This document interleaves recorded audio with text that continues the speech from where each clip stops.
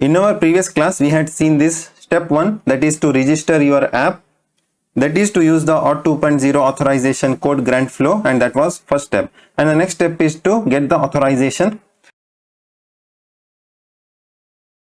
If you scroll down, there is in detail provided over here what is authorization. The first step to getting an access token for many OpenID Connect and auth 2.0 flow is to redirect the user to identity platform with this path. Here is the documentation how we can do that. So if you look at the code, we need to construct our URL something like this.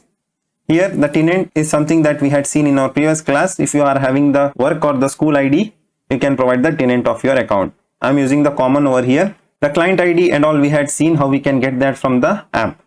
Response code is equal to code. Redirect URI, it will be our Postman redirect URI which we had provided while registering the app. Response code will be query.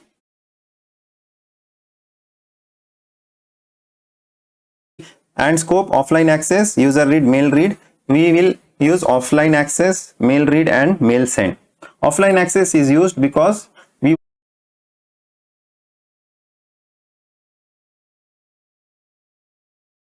want to get the refresh token. In that case, we mention the scope as offline access. Here if you read, which indicates that app needs a refresh token for long-lived access to the resource. For that purpose, we are providing offline access as a scope, and state is equal to 345. That's what we provide.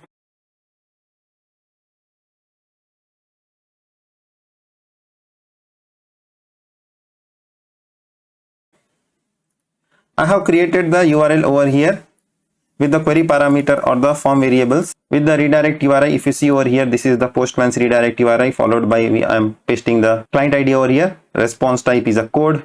We will get a code of authorization in the response when we hit this in the browser. Response mode is a query, scope is offline access, mail read and mail send. Let me copy this and go to the browser.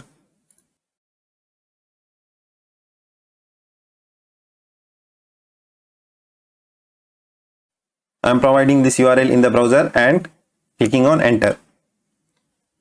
Now this will ask me to sign into my account. Let me sign in so that it will authorize. You can skip this step if you get the admin to grant the consent to this API when we registering in the application. I'm giving yes. Now if you look at the URL over here, we are getting the response here in the code. So this is what we had mentioned in the URL, that is response type is equal to code. Now I will copy paste it over here. So our code is this one. With the help of this authorization code, in the next step we will get the access token and also will fetch the refresh token, because this code we are authorized to include scope offline access. Also you can skip this step if you follow this documentation, that is to get the access without the user consent.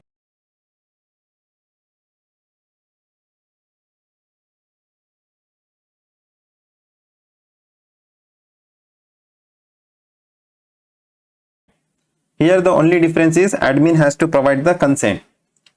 Starting from November 9, 2020, end users will no longer be able to grant the consent to newly registered multi-tenant app. But admin consent can be provided. Here there is a step how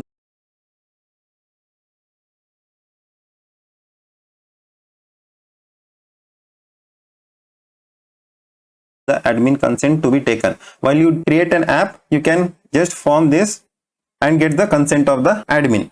Once the consent is provided, you can request for the access token. No need of authorization. Consent will be sufficient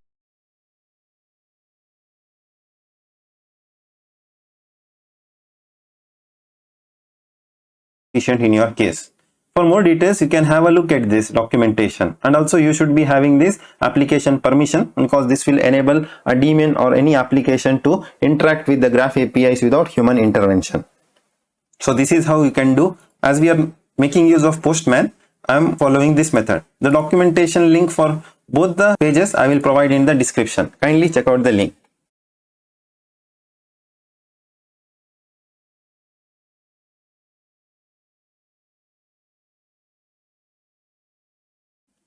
We have generated the code for authorization. In the next step, we will pass that code over here and get the token.